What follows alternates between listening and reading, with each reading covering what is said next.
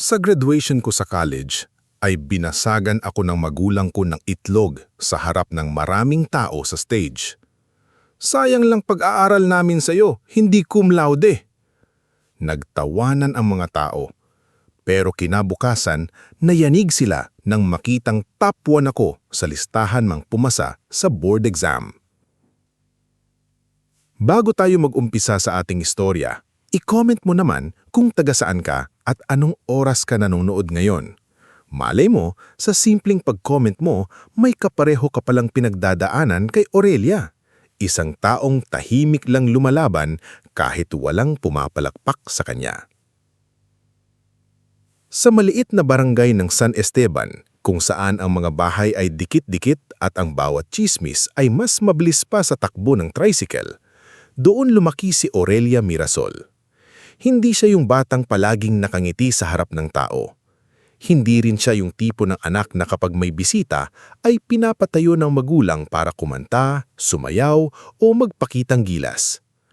Tahimik si Aurelia, payat, kayumangi, laging nakapusod ang buhok at madalas ay may hawak na libro kahit habang nagluluto ng sinaing o nagbabantay sa tindahan.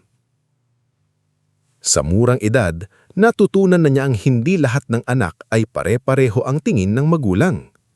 Ang ama niyang si Crescencio Mirasol ay dating seaman.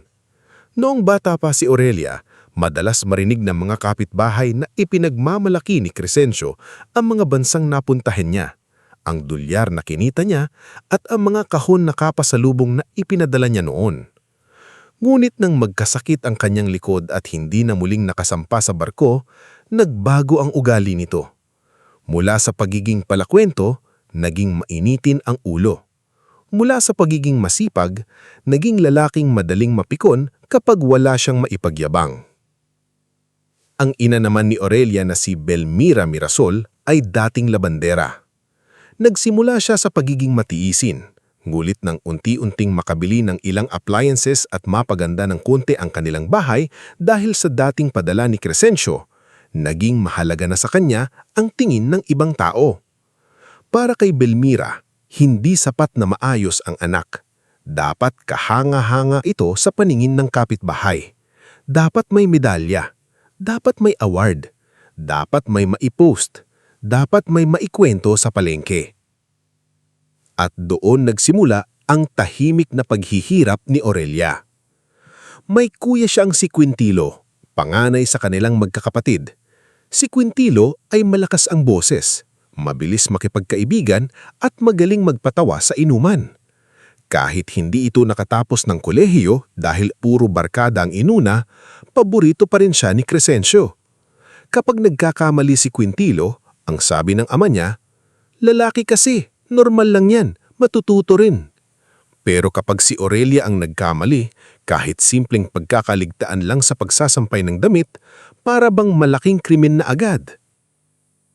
May bunso rin silang si Safira, isang dalatigang maganda, maputi, at palaging pinapasali ni Belmira sa school pageant.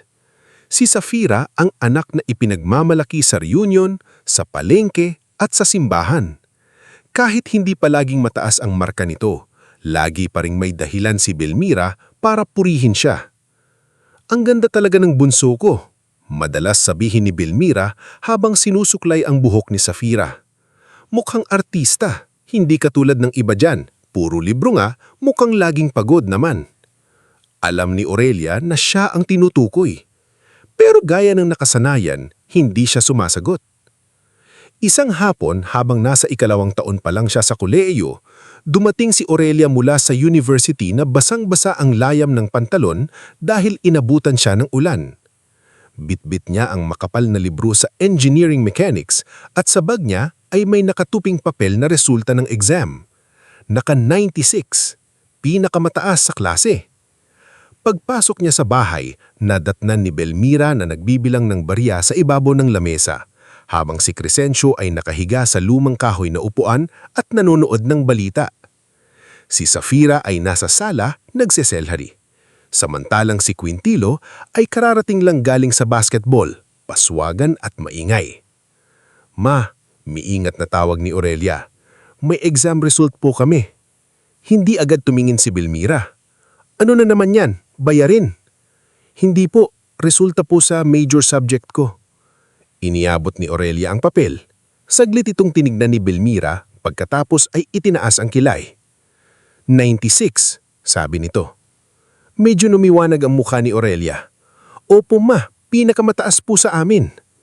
Ngunit imbes na ngiti ay isang mahabang buntong hininga ang ibinigay ng ina. Bakit hindi 100? Natigil si Aurelia. Maging si Quintilo ay nakatawa mula sa lupong ng pintuan. Ay nako Lia, bitin ka pa pala. Dapat perfect para sulit pamasahe mo. Si Crescencio naman ay hindi man lang lumingon ng buo. Kung pinakamataas ka, dapat may scholarship ka pa rin ha. Wala kaming pambayad kapag nawala yan. Parang may maliit na bagay na nabasag sa dibdib ni Aurelia.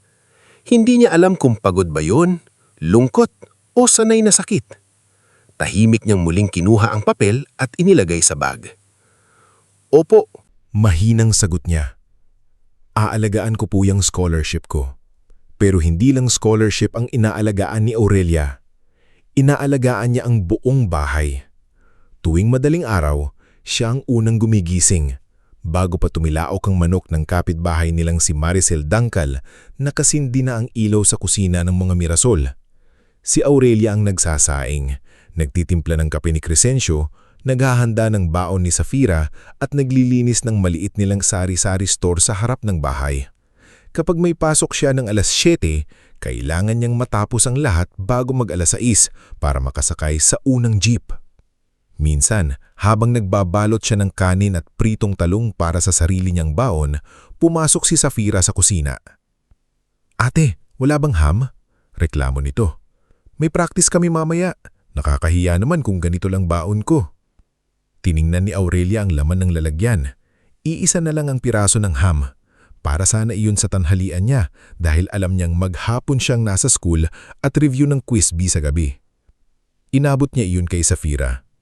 Ikaw na kumuha, sabi niya. Ngumiti si Safira na parang normal lang na laging may isinusuko ang ate niya. Thanks, sabihin mo kay mama bilhan niya ako ng bagong lipstick ha, kailangan sa pageant.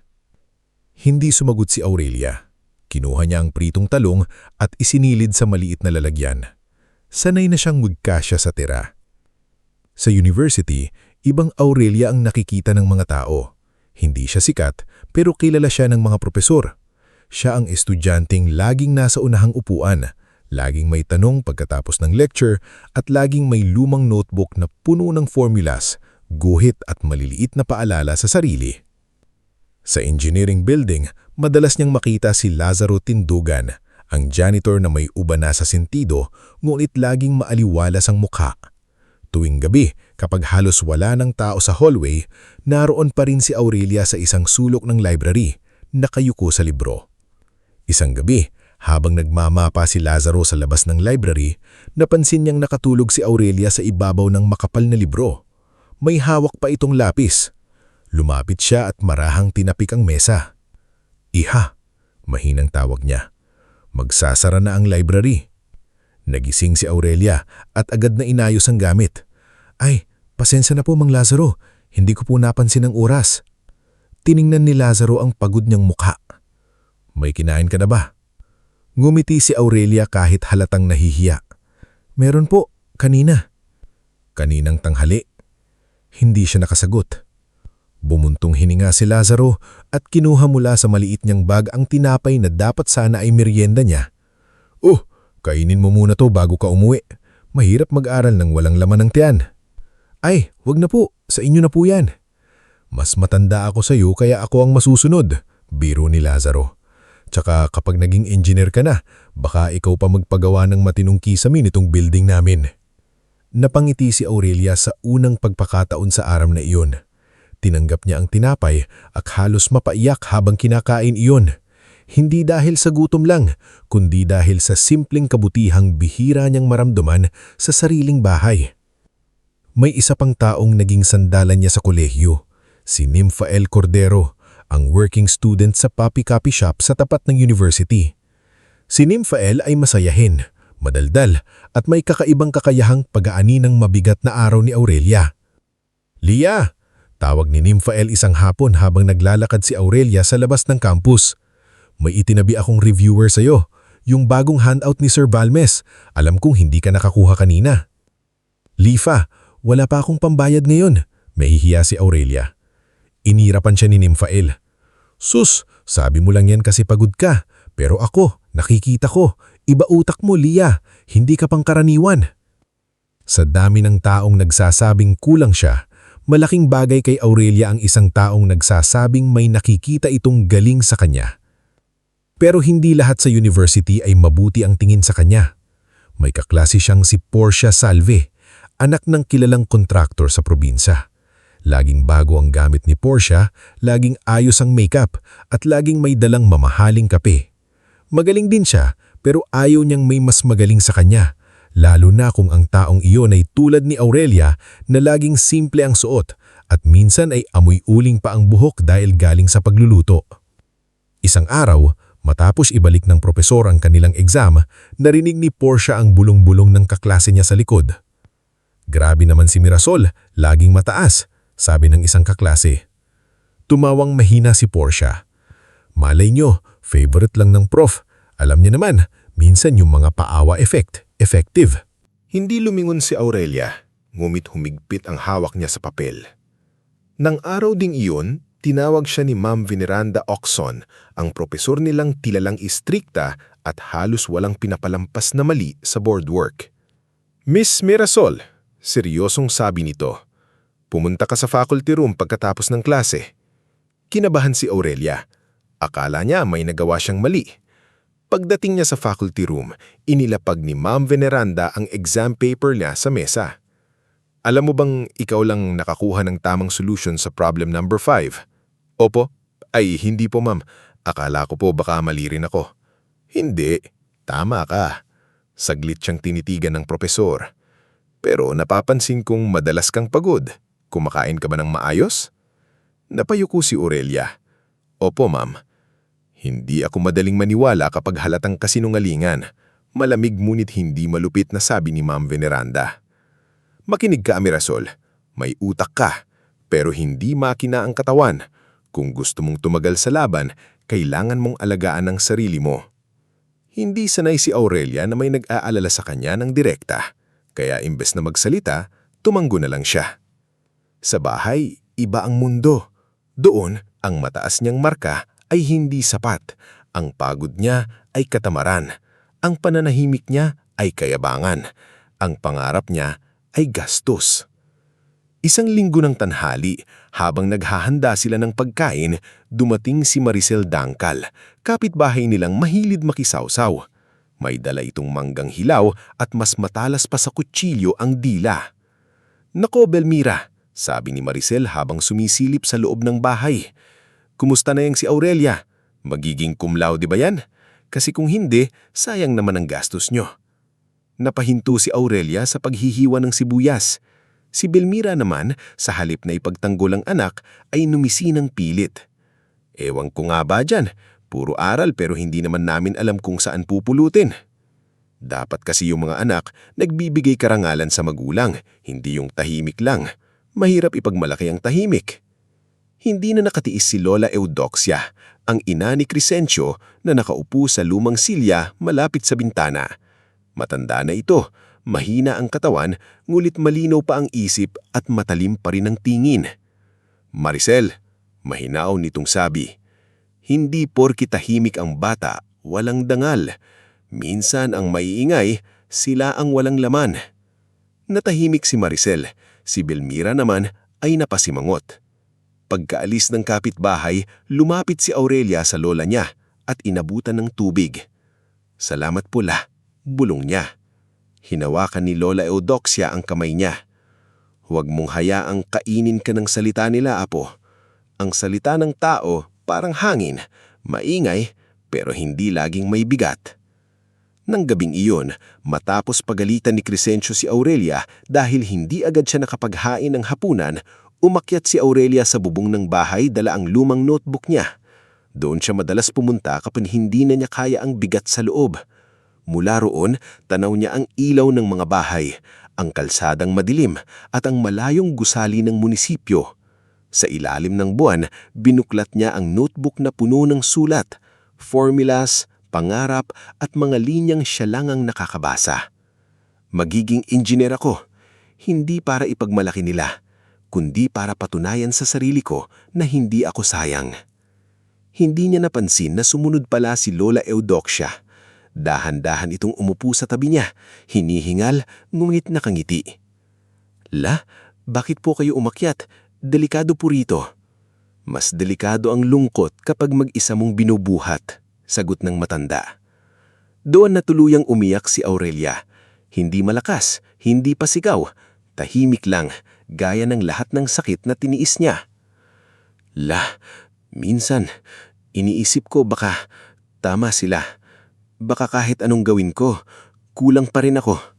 Hinaplos ni Lola Eudoxia ang likod niya. Wala kang kulang, Aurelia. Sila ang hindi marunong tumingin. Tandaan mo ito, hindi lahat ng nananalo, pinapalakpakan agad. Minsan, tahimik muna ang tagumpay bago siya gumanti ng malinis. Tumitig si Aurelia sa lola niya. Sa unang pagkakataon sa mahabang panahon, may maliit na liwanag na gumapang sa dibdib niya. Ano pong gagawin ko, La? Magpatuloy ka. Tapusin mo ang pag-aaral mo.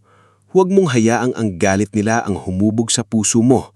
Hayaang ang pangarap mo ang magdala sa'yo palayo sa sakit.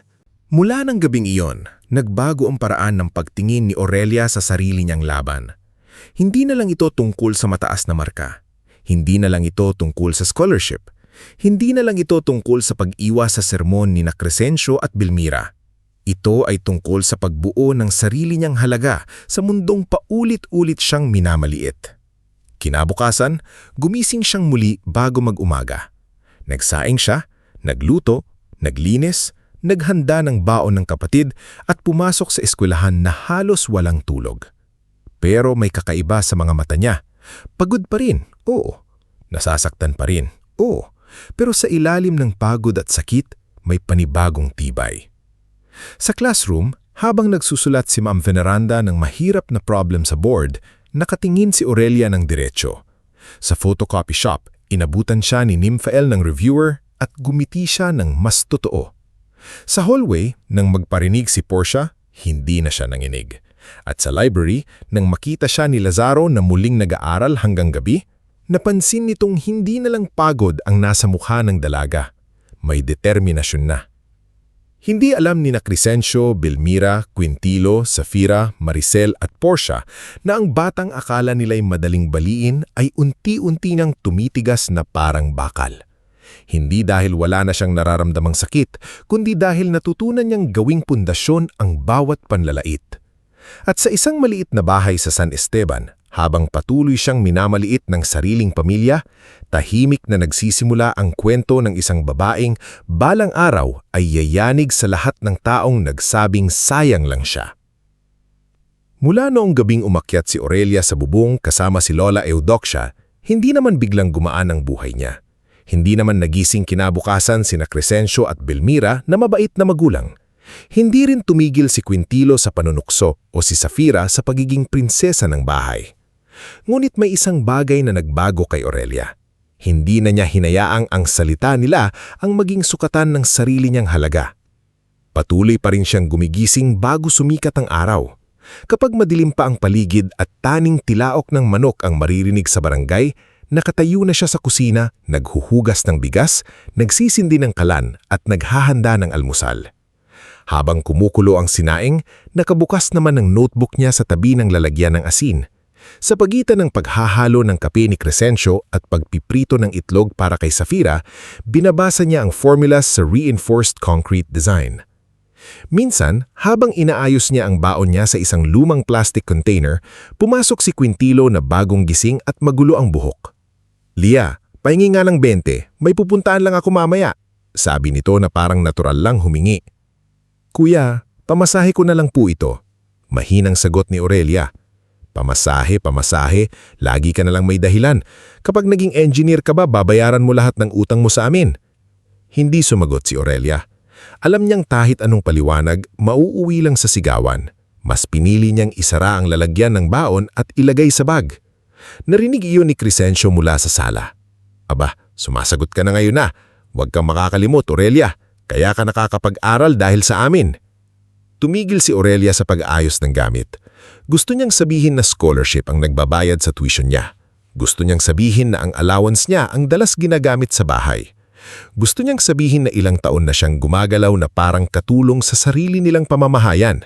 Ngulit lumunok siya ng pait. Opo pa, sagot niya. Paglabas niya ng bahay, dala niya ang bag na mabigat sa libro at dibdib na mas mabigat pa sa lahat ng iyon. Ngulit habang naglalakad siya papunta sa sakayan ng jeep, paulit-ulit niyang inaalala ang sinabi ni Lola Eudoxia, "Magpatuloy ka."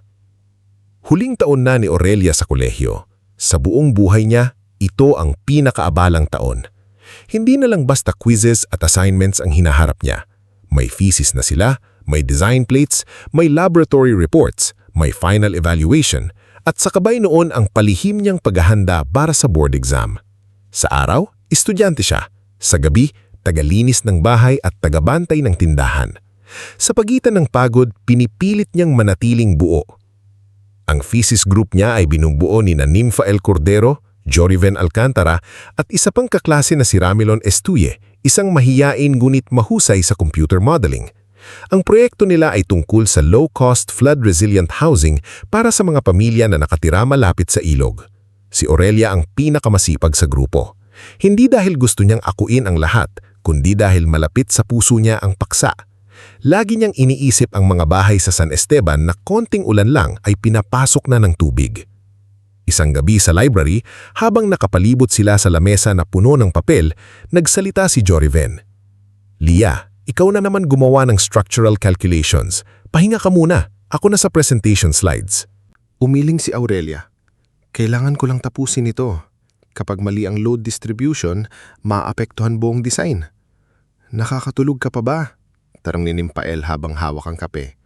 Gumiti ng pilit si Aurelia. "Kapag nasa jeep, hindi iyon tulog, Lia.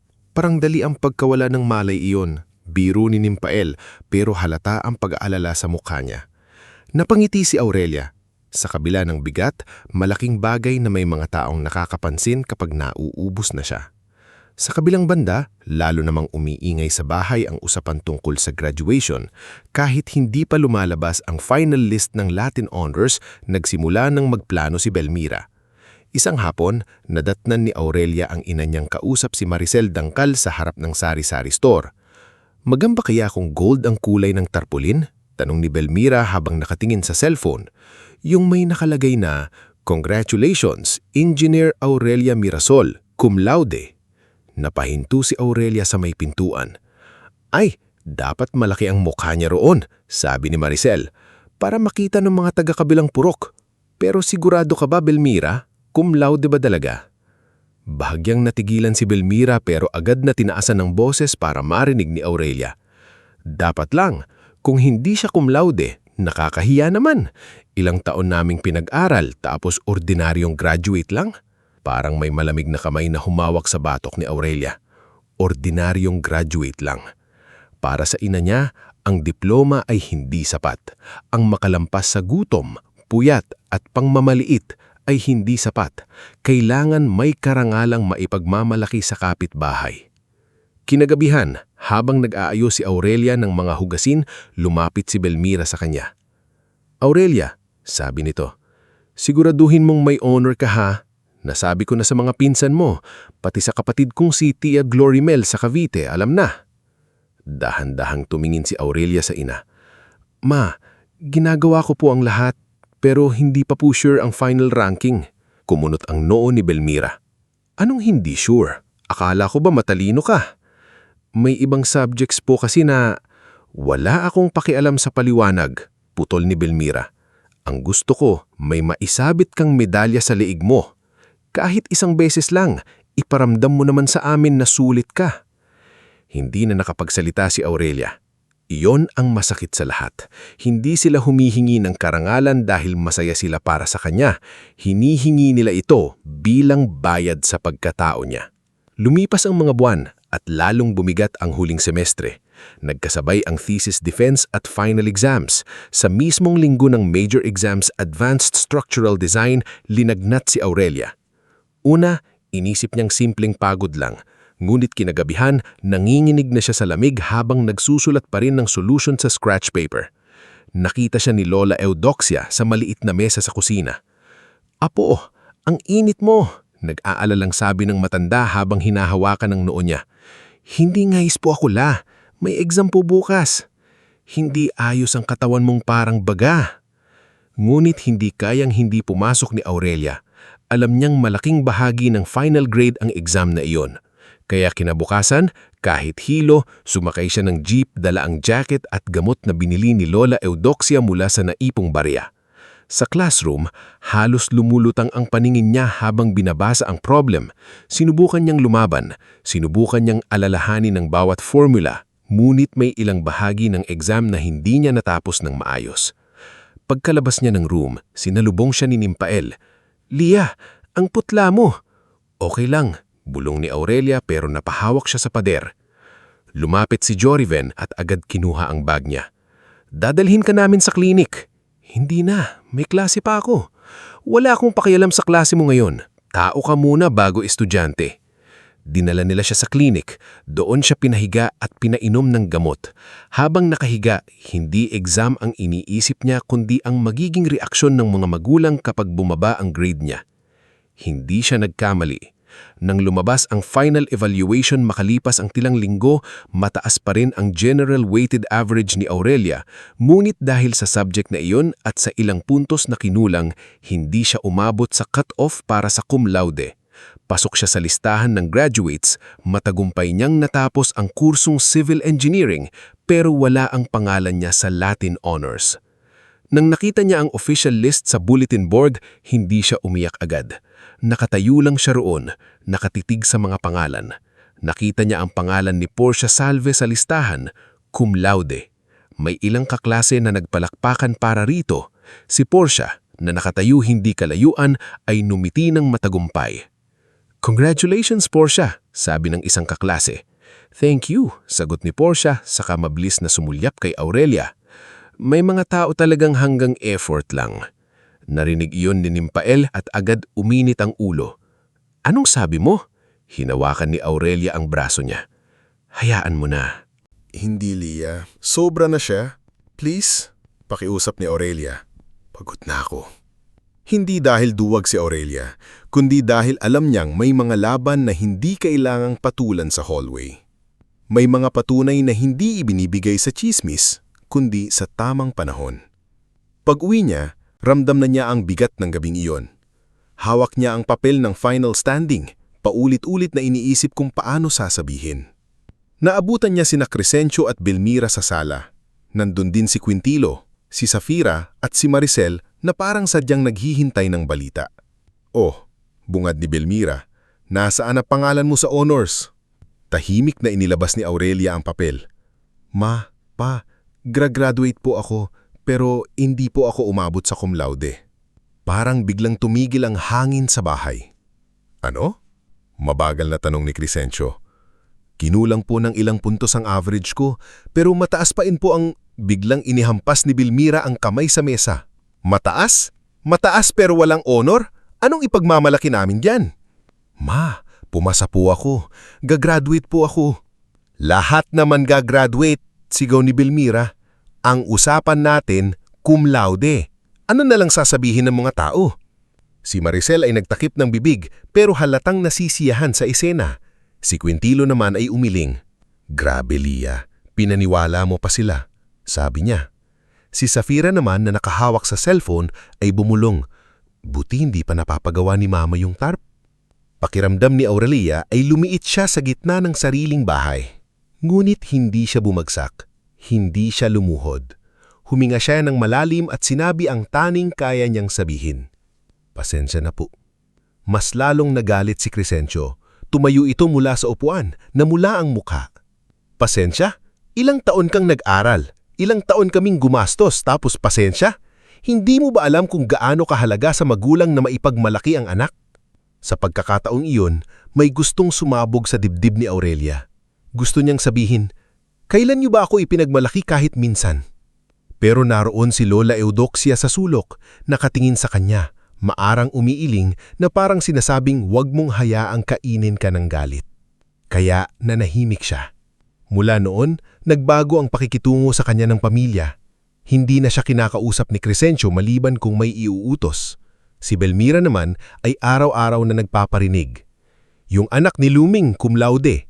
Yung pamangkin ni Maricel may medalya. Yung iba, kahit mahirap, nakakabigay ng karangalan sa magulang. Habang sinasaktan siya ng mga salitang iyon, mas lalo namang ibinuhos ni Aurelia ang sarili sa board exam review. Para sa kanya, tapos na ang laban sa Latin Honors. Masakit, oo, pero hindi doon nagtatapos ang buhay niya. May mas malaking pintuan pa siyang kailangang buksan.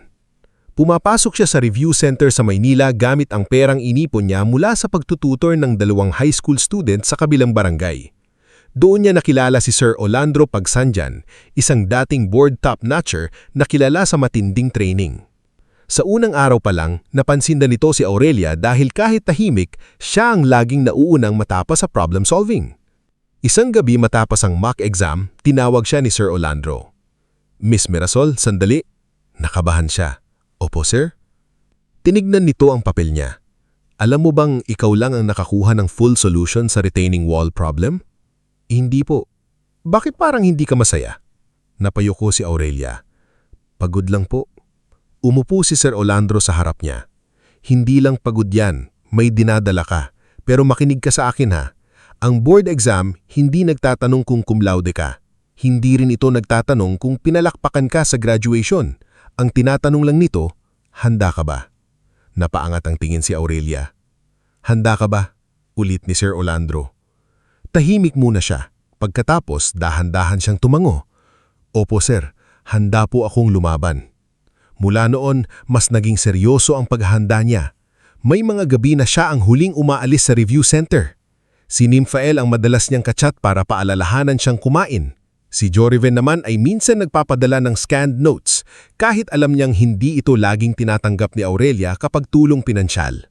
Sa bahay, hindi alam ng pamilya niya na palihim ng nagiging matibay ang loob niya. Ang alam lang nila, hindi siya cum laude.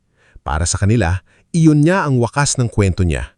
Isang gabi, habang naglalaba si Aurelia sa likod ng bahay, narinig niya sina Crescencio at Belmira na nag-uusap sa kusina. Hindi nila alam na nasa labas lang siya. Graduation na sa susunod na linggo.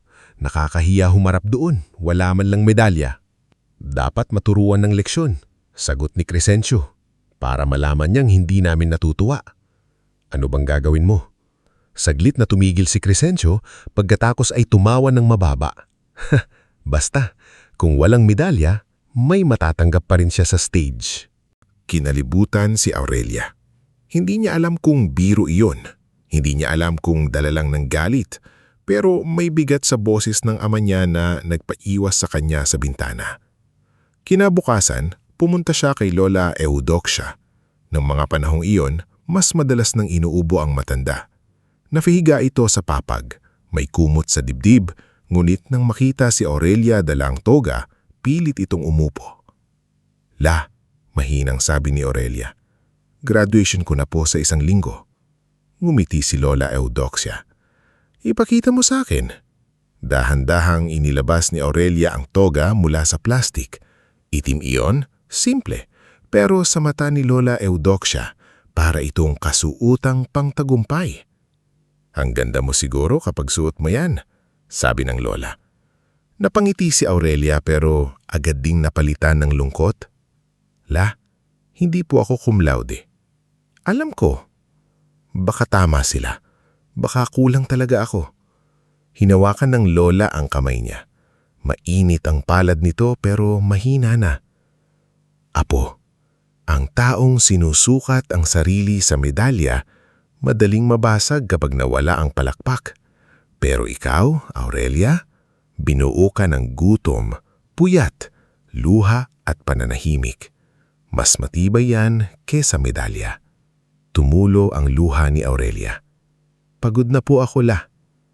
Pahinga akong kailangan, pero wag susuko. Mula sa ilalim ng unan, kumuha si Lola Eudoxia ng lumang rosaryo. Kupas na ang ilang butil at may maliit na tali sa dulo. Ito pa sa akin ng nanay ko, sabi ng matanda. Isuot mo sa graduation, hindi para protektahan ka sa sakit, kundi para maalala mong hindi ka nag-iisa kapag dumating ang sakit. Yinakap ni Aurelia ang lola.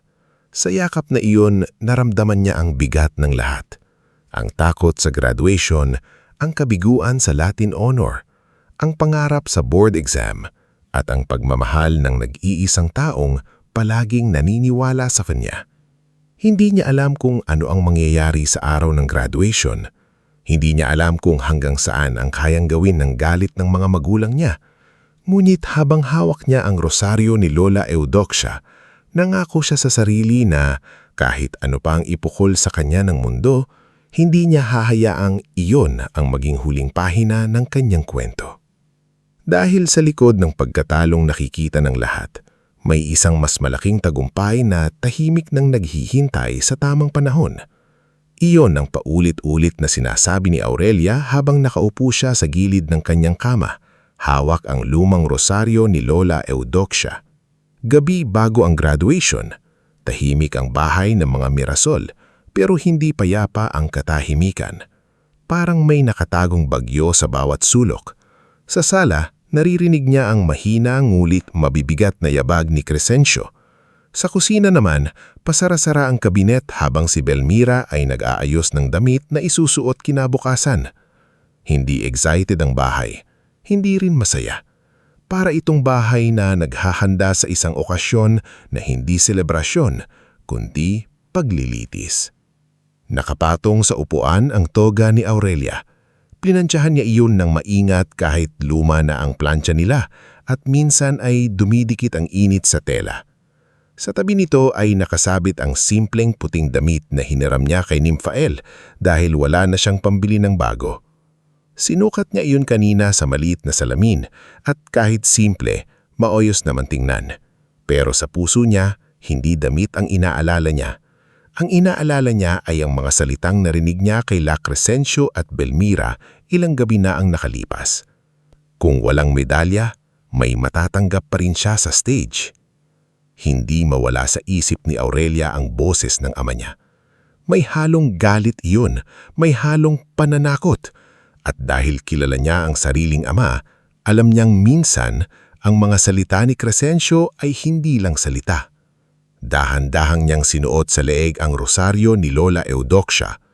Napakuyom siya sa maliit na krus. La, bulong niya kahit wala roon ng matanda. Sana kayanin ko bukas.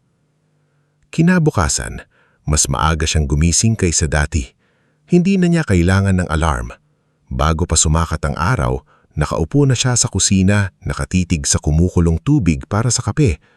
Para bang kung masyado siyang kikilos, mababasag ang natitirang lakas ng loob niya. Dumating si Belmira na nakasuot ng kulay maroon na bestida at makapalang pulbos sa mukha. Tinignan niya ito mula ulo hanggang paa. Iyan ang susuotin mo?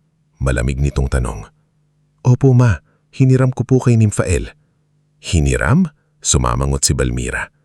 Graduation mo na, hiniram pa rin. Nakakahiya. Hindi na sumagot si Aurelia. Naisip niyang kung binigyan lang siya ng pagkakataong gamitin ang sarili niyang allowance, baka nakabili siya kahit simpleng damit. Pero hindi na mahalaga iyon. Ang gusto lang niya, matapos ang araw na ito ng tahimik. Lumabas naman si Crescencio mula sa kwarto. Nakapolo siya ng puti pero hindi nakangiti. Hawak niya ang lumang sombrero at tila may hinahanap sa paligid. Handa na ba kayo? Tanong niya. Opo pa, sagot ni Aurelia. Hindi siya tinignan ng ama. Huwag ka magpapapicture ng todo, wala namang medalya. Parang may tumusok sa dibdib niya pero pinigil niya ang pag-react. Sumunod na lumabas si Safira, suot ng floral dress at nakaayos na parang siya ang gagraduate. Hawak niya ang cellphone at abala sa pagtingin sa sariling muka. Ate, dapat bilisan natin. Gusto ko makakuha ng magandang seat para malinaw video ko, sabi nito. Video para saan? Tanong ni Aurelia. Nagkibit balikat si Safira. Memory, tsaka content na rin, graduation vlog. Si Quintilo naman ay dumating na nakasuot ng maong at polo shirt na gusot. Halatang hindi pinaghandaan ng araw pero may ngisi sa labi. Oh, graduate na pala bunso. Gitna naming kapatid, biro niya. Kahit hindi cum laude, okay na rin. At least may diploma. Lumabas din si Maricel Dangal mula sa kabilang bakuran na parang bahagi talaga ng pamilya. May dalang maliit na bag at todo lipstick. Ay, sasabay na ako sabi nito kay Belmira. Sayang naman, minsan lang makakita ng graduation. Malay natin may eksena. Nang marinig yon, napatingin si Aurelia sa kanya. Hindi niya alam kung bakit pero may biglang lamig na gumapang sa likod niya. Walang yumakap kay Aurelia bago sila umalis. Walang nagsabing proud sila. Walang kahit simpleng, "Congratulations anak." Sumakay sila sa tricycle papunta sa university at habang umaandar ito sa kalsadang maalikabok, tahimik lang si Aurelia sa gilid. Hawak niya ang rosaryo sa ilalim ng toga habang nasa isip niya ang bawat gabing nagpuyat siya, bawat umagang walang almusal, bawat panlalait na tiniis niya para lang makarating sa araw na ito. Pagdating nila sa University Gymnasium, sinalubong sila ng ingay ng mga pamilya, bulaklak, kamera at masayang tawanan. May mga magulang na umiiyak habang yunayakap ang anak. May mga ama na proud habang bitbit ang bouquet. May mga ina na pinupunasan ng toga ng anak na parang napakahalaga ng bawat alikabok. Saglit na napatigil si Aurelia habang pinanonood ang mga iyon. "Anak, dito tayo magpicture," narinig niyang sabi ng isang ina sa graduate na lalaki. "Ang pogi-pogi ng engineer namin." "Hindi pa ako engineer, board exam muna," nahihiyang sagot ng lalaki. "Kahit ano pa anak kita, proud ako." Napayuko si Aurelia. Hindi niya gustong mainggit pero tao lang siya. May bahagi sa puso niyang nagtanong kung ano kaya ang pakiramdam na mahalin ng ganun kasimple. Yung hindi kailangang maging top, hindi kailangang maging perpekto. Anak ka lang, sapat na. "Lia!" Napalingon siya. Mabilis na lumapit si Nymphael, nakasuot ng simpleng blouse at hawak ang maliit na bouquet ng puting bulaklak. "Congratulations!" Masayang sabi ni Nymphael sabay yakap sa kanya. Sa yakap na iyon, muntik nang umiyak si Aurelia. "Salamat," bulong niya. "Akala ko hindi ka makakapunta." "Hindi ako papayag na wala kang matinong taga-cheer," sagot ni Nymphael. "Tsaka ito, bulaklak. Hindi mamahalin pero pinili ko talaga." Tinanggap ni Aurelia ang bouquet na parang pinakamahal na bagay. Lumapit din si Joriven. Maayos ang suot at may dalang maliit na paper bag. "Congratulations Aurelia. Hindi ko alam kung tatanggapin mo pero may dala akong ballpen. Pang board exam mo sana. Sabi mo kasi mas gusto mo yung manipis ang sulat." Napatitig si Aurelia sa paper bag. "Joriven, hindi mo na kailangan." "Hindi ito tulong pinansyal," agad nitong sabi. Tila kabisado na ang sasabihin niya. "Regalo ito ng kaibigan. Bawal tanggahin." Napangiti si Nymphael. "Tanggapin mo na. Baka umiyak yan kapag hindi." Hinahin ng tawa si Aurelia. Tinanggap niya ang regalo. "Salamat." Hindi kalayuan, pinanunood nila si Portia Salve kasama ang ilang kaklase. Suot nito ang toga na may nakasabit na medalya. Maayos ang make-up, mataas ang pagkakatali ng buhok at kitang-kita sa muka ang kumpiyansa. Nang magtagpo ang tinig nila ni Aurelia, ngumiti si Portia ng manipis. "Congratulations Aurelia. At least nakaabot." Nanigas ang ngiti ni Nymphael. "At least may manners ka sana." "Nympha?" awat ni Aurelia. Tumawa si Portia na parang walang masamang sinabi. "Relax, graduation ngayon, dapat happy lang.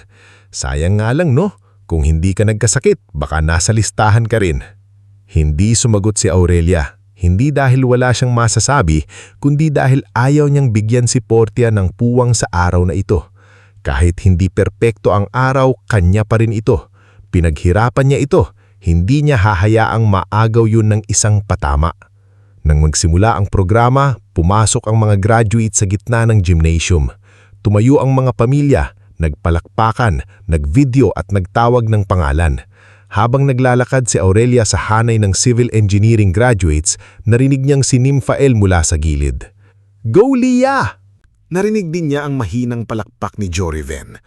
Pero mula sa pwesto ng pamilya niya, walang sigaw, walang palakpak.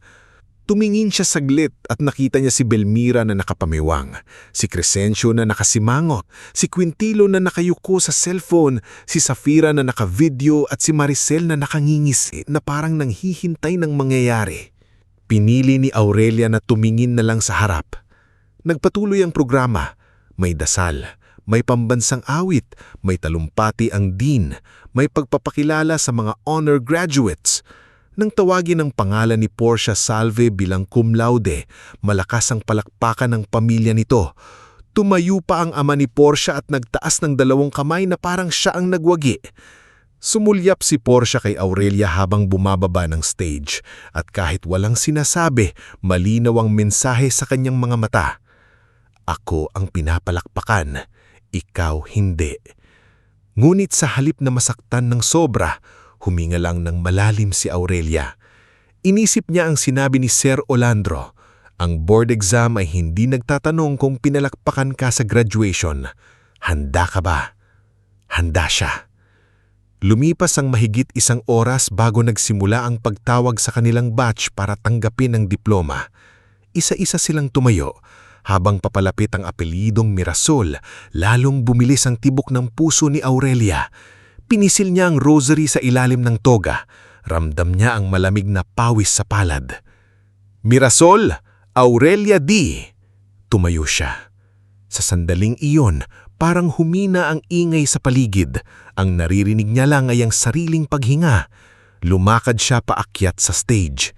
Sa bawat hakbang, bumabalik sa isip niya ang mga gabing nag-aral siya sa library, ang tinapay ni Mang Lazaro, ang reviewer ni Nymphael, ang paalala ni Ma'am Veneranda, ang tiwala ni Sir Olandro at ang kamay ni Lola Eudoxia na humahawak sa kanya habang sinasabing hindi siya kulang. Tinanggap niya ang diploma holder mula sa dean. Ngumiti siya ng maliit sa kamera. Sa loob ng ilang segundo, akala niya tapos na. Akala niya makakababa siya ng tahimik. Ngunit bago siya tuluyang makaliko pababa ng stage, may biglang kaguluhan sa gilid. "Sir, bawal umakyat!" Sigaw ng isang usher. Nilingon ni Aurelia ang pinanggalingan ng boses. Nakita niya si Crescencio, mabilis na umaakyat sa gilid ng stage. Hawak nito ang maliit na plastic container. Sumunod si Belmira na namumula ang mukha sa galit.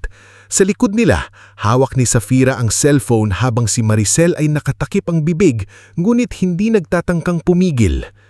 "Pa!" Naguguluhang tawag ni Aurelia. Hindi sumagot si Crescencio. Lumapit ito sa kanya at bago pa makakilos ang dean o mga guro, kinuha nito ang laman ng lalagyan. Isang itlog. Sa harap ng buong gymnasium, binasag ni Crescencio ang itlog sa ulo ni Aurelia. Sa isang iglap, tumulo ang malapot na pula at puti sa buhok niya, sa noo, sa pisngi, hanggang sa kwelyo ng toga. May mga napasigaw, may mga natigilan, may mga tumayo, ngulit mas malakas sa lahat ang boses ni Belmira. "Sayang lang pag-aaral namin sa iyo!" Sigaw niya habang nakaturo sa anak. "Hindi ka man lang cum laude!" Parang huminto ang mundo ni Aurelia. Hindi siya agad nakagalaw. Ang diploma holder ay hawak pa rin niya, pero nanginginig na ang mga daliri niya. Ramdam niya ang lamig at tilagkit ng itlog sa mukha, ngulit mas malamig ang hiya na bumalot sa buong katawan niya. Gusto niyang magsalita, gusto niyang tanungin kung bakit, gusto niyang sabihing anak nila siya, graduation niya ito, araw niya ito. Ngunit walang lumabas na salita. Mula sa audience, may ilang natawa. Hindi marami pero sapat para marinig niya. Isa sa mga tawang iyon ay kay Portia. Nasa harap ito, nakatakip ang kamay sa bibig, ngunit kitang-kita ang saya sa mga mata. Si Maricel naman ay bumulong ng lakas sa katabi. Ay Diyos ko, nakakahiya naman kasi kahaya. Si Safira, sa gulat o sa maling instinct bilang batang sanay mag-video, patuloy na nakatuto ang cellphone. "Tumigil ka!" Sigaw ni Nymphael mula sa audience. "Ano bang ginagawa niyo sa kanya?" Tumayo rin si Joriven at tinangkasa ng lumapit sa stage, ngunit hinarang siya ng security. Si Ma'am Veneranda na nasa hanay ng faculty, mabilis na umakyat sa stage. "Mr. Mirasol, Mrs. Mirasol, bumaba kayo ngayon din. Hindi ito katanggap-tanggap." "Anak nila siya!" Sigaw ni Crescencio. "Karapatan naming turuan siya." "Hindi pagtuturo ang panihiya," matigas na sagot ni Ma'am Veneranda. Lumapit ang dean at ilang staff para ilayusin na Crescencio at Belmira. Ngunit bago pa sila tuluyang maibaba, nakahabol pa ng salita si Belmira. "Dapat malaman ng lahat, pinaasa mo kami, pinahiya mo kami." Ang salitang iyon ang pinakamasakit. Pinahiya raw sila. Habang nakatayo si Aurelia sa gitna ng stage, basang-basa ng itlog, nanginginig harap ng daan-daang tao, sila pa ang pinahiya. May lumapit na janitor mula sa gilid ng stage, si Lazaro Tindugan. Hindi siya dapat nasa gitna ng programa, pero nang makita niya si Aurelia, hindi niya matiis. Kinuha niya ang lamis na panyo mula sa bulsa at iniabot ito sa kanya. "Iha." Mahina niyang sabi, halos pabulong, para hindi na madagdagan ng kahihiyan niya. "Punasan mo muna." Doon palang gumalaw si Aurelia. Tinanggap niya ang panyo. Nangingimig ang kamay niya habang pinupunasan ang mata, pisngi at baba. Ang buong gymnasium ay nasa kakaibang katahimikan na ngayon. May mga taong nahihiya para sa kanya. May mga taong gulat. May mga taong hindi alam kung papalakpak ba, lalapit o mananatiling tahimik. Ngunit si Aurelia, sa kabila ng lahat, ay hindi sumigaw. Hindi niya sinugod ang magulang niya. Hindi niya hinagis ang diploma. Hindi siya nagwala sa stage. Hinawakan niya ang rosaryo sa ilalim ng toga, saka tumingin sa diploma holder na nasa kamay niya. Sa isip niya, narinig niya ang boses ni Lola Eudoxia. Hindi lahat ng nananalo, pinapalakpakan agad. Dahan-dahan siyang yumuko sa dean na halatang awang-awa at galit sa nangyari. "Pasensya na po." Mahinang sabi ni Aurelia. Umili ng dean. "Wala kang dapat ihingi ng tawad, Miss Mirasol." Bumaba si Aurelia ng stage. Sa pagbaba niya, hindi siya tumingin sa mga taong tumawa. Hindi siya tumingin kay Portia. Hindi rin siya tumingin sa kanyang pamilya. Dumiretso siya sa gilid kung saan sinalubong siya ni Nymphail na umiiyak. "Lia," sabi ni Nymphail. Niyakap siya ng mahigpit. "Hindi mo deserve yun. Hindi mo deserve." Sa unang pagkakataon sa araw na yun, muntik nang bumigay si Aurelia.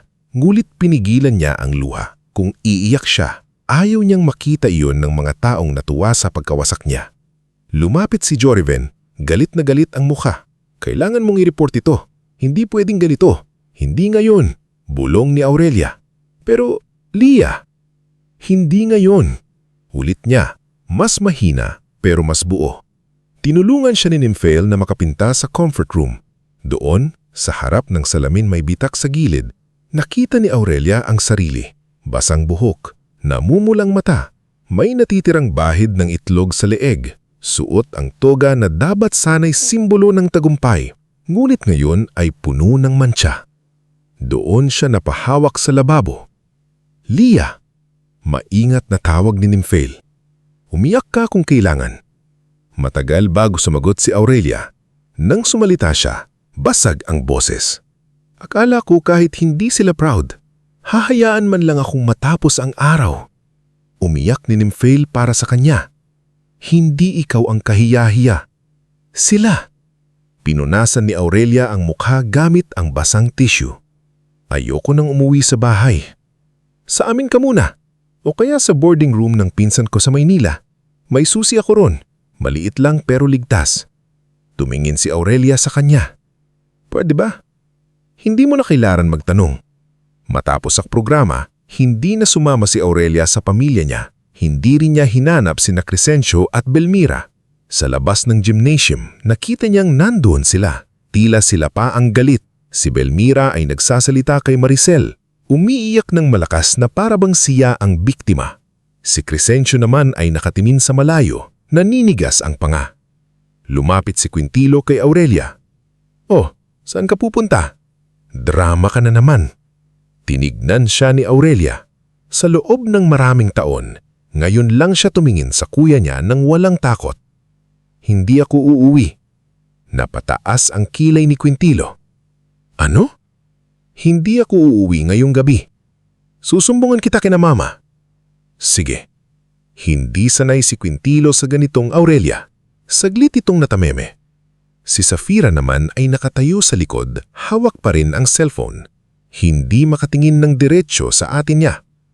"Ate," mahinang sabi ni Safira. "Hindi ko sinadya na ma-video." Hindi sumagot si Aurelia. Hindi pa niya kaya.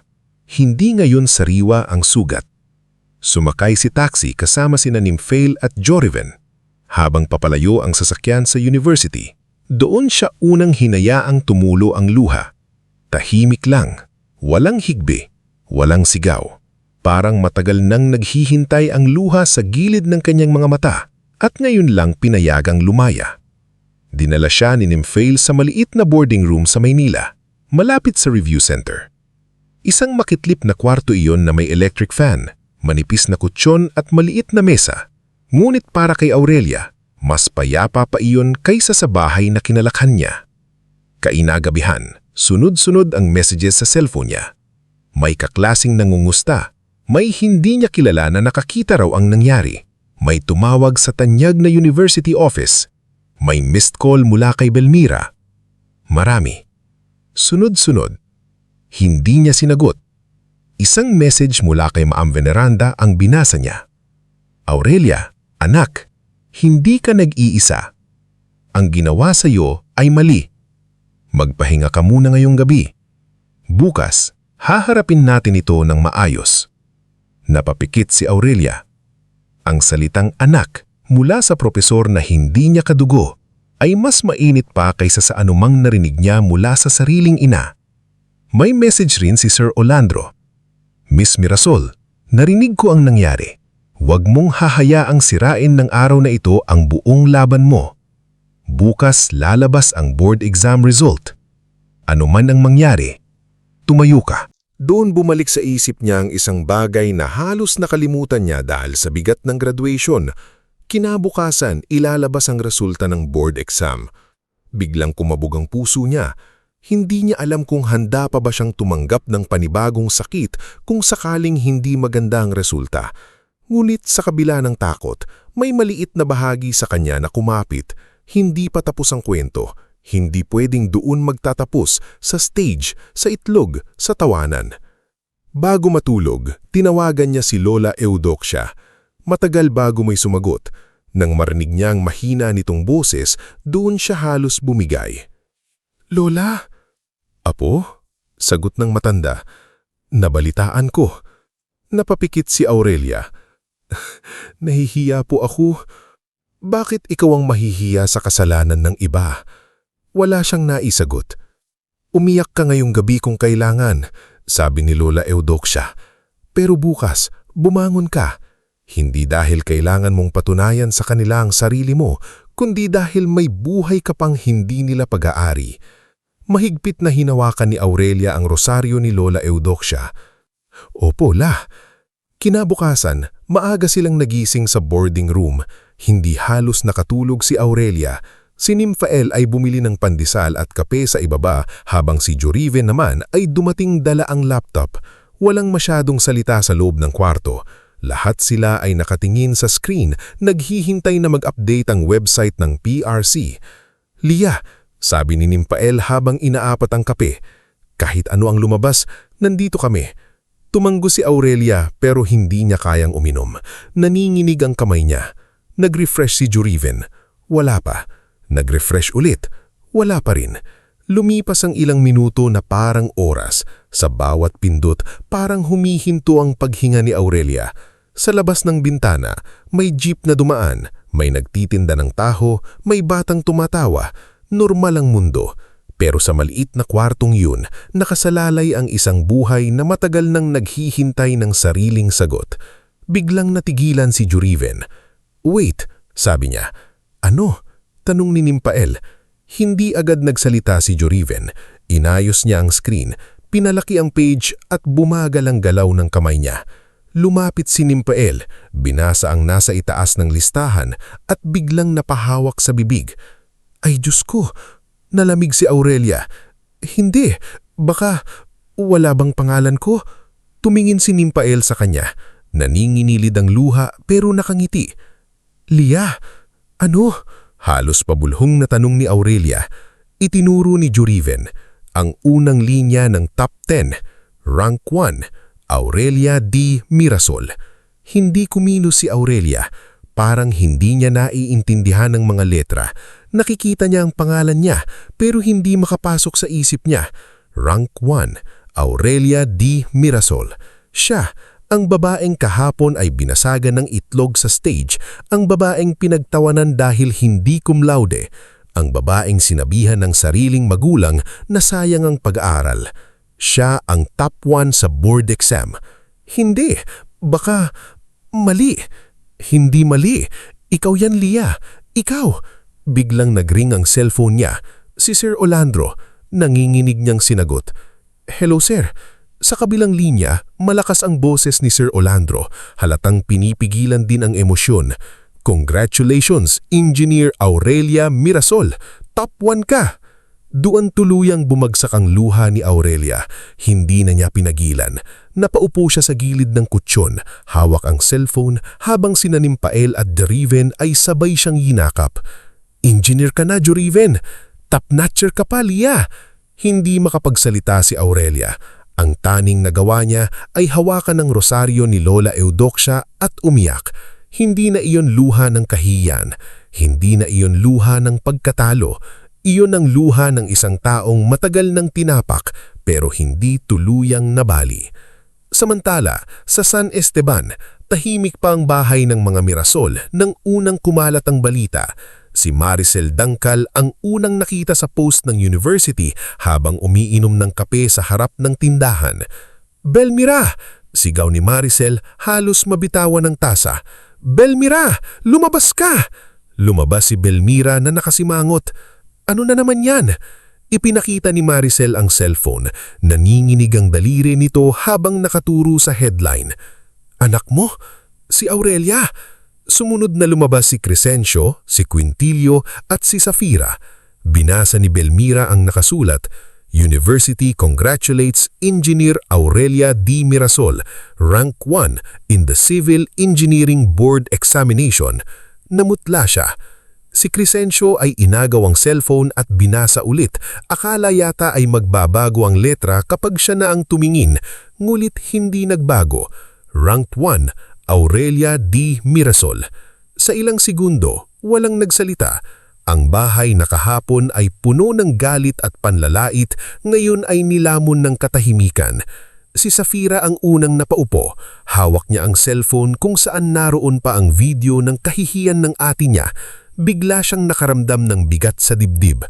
Si Quintilio naman ay napakamay sa ulo, hindi alam kung matutuwa, maiinggit o matatakot.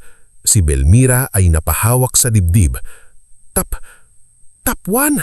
Si Maricel, na kahapon ay tumawa, ngayon ay hindi alam kung saan ilalagay ang mukha. Sa labas, may kapitbahay nang sumisigaw. "Uy, yung anak ni na Crescencio, top-notcher!" "Hindi ba yung pinahiya nila kahapon?" "Ay grabe, nakita ko yung video." Unti-unting dumami ang tao sa labas ng bahay. Ang balitang dating pangarap ni Belmira na maipagmamayabang, dumating nga, pero kasabay ng alaala ng ginawa nila sa anak nila. Si Crescencio ay napaupo sa lumang kahoy na upuan. Kanina lang, ama siyang nagparusa sa anak dahil walang medalya. Ngayon, siya ang ama ng babaeng nasa tuktok ng buong bansa. Ngunit imbes na tuwa, takot ang unang dumaan sa mukha niya. Dahil alam nilang lahat na ang tagumpay ni Aurelia ay hindi na nila kayang angkinin nang hindi hinaharap ang ginawa nila. Sa maliit na boarding room sa Maynila, patuloy ang pagring ng cellphone ni Aurelia. Tawag mula sa university, tawag mula sa review center, messages mula sa kaklase, congratulations mula sa mga taong dati ay tahimik lang. Ngunit sa gitna ng lahat, isang pangalan ang lumabas sa screen, Mama. Tumigil ang iyak ni Aurelia. Tinignan niya ang tawag hanggang sa mamatay ito. Ilang segundo lang, tumawag ulit. Hindi niya sinagot. Hindi dahil galit lang siya, kung hindi dahil sa unang pagkakataon sa buhay niya, pinili niyang hindi tumakbo pabalik sa mga taong nanakit sa kanya sa mismong sandaling kailangan nila siya. Hinawakan niya ang diploma holder na dala pa rin niya mula kahapon. May bahid pa ng mantsa ang gilid nito, ngumit sa tabi nito ngayon ay nakabukas ang screen na nagpapatunay ng kanyang tagumpay. Kahapon, tinawanan siya ng marami. Ngayon, buong bayan ang nagyayanig sa pangalan niya. Sa maliit na boarding room sa Maynila, nakaupo si Aurelia sa gilid ng manipis na kutsyon habang nakatitig sa cellphone niyang walang tigil sa pag-ilaw. Sunod-sunod ang tawag, sunod-sunod ang mensahe. May galing sa university, may galing sa review center, may galing sa mga kaklase na dati ay bihira siyang kausapin, at may galing sa mga kamag-anak na matagal nang hindi nagpaparamdam. Sa loob ng maraming taon, sanay si Aurelia sa katahimikan. Sanay siyang siya ang hindi napapansin, hindi pinapalakpakan, hindi hinahanap. Kaya ngayong halos sabay-sabay siyang hinahanap ng lahat, hindi niya alam kung matutuwa ba siya o lalo lang mapapagod. Nasa maliit na mesa ang laptop ni Joriven. Bukas pa rin ang website kung saan nakalagay ang listahan ng top-notchers. Ilang beses na nilang binasa ang unang linya pero parang hindi pa rin mawala ang himala sa bawat letra. Rank 1, Aurelia D. Mirasol. Si Nymphael ay nakaupo sa sahig, hawak ang baso ng kape na kanina pa lumamig. Namumugto ang mata niya sa kakaiyak pero hindi nawawala ang ngiti. "Lia," sabi ni Nymphael, "alam mo bang paulit-ulit kong tinitignan? Baka kasi panaginip lang." Mahinang numiti si Aurelia. "Ako rin." Si Joriven namang ay nakasandal sa pader, nakahalokimpip pero halatang pinipigil ang emosyon. "Hindi pa naginip yan. Pinaghirapan mo yan." Hindi pa sanay si Aurelia na may nagsasabi sa kanya ng ganoon. Pinaghirapan mo. Hindi swerte, hindi awa, hindi palusot, pinaghirapan. Biglang nagring ulit ang cellphone niya. Nang tinignan niya ang screen, nakita niya ang pangalan ni Ma'am Veneranda Oxon. Sinagot niya iyon agad. "Ma'am?" Sa kabilang linya, ilang segundo munang tahimik ang propesor. Nang magsalita ito, hindi na ganun katigas ang boses gaya sa classroom. "Aurelia," sabi ni Ma'am Veneranda, "congratulations, Engineer Mirasol." Napapikit si Aurelia. Iba ang bigat ng salitang iyon.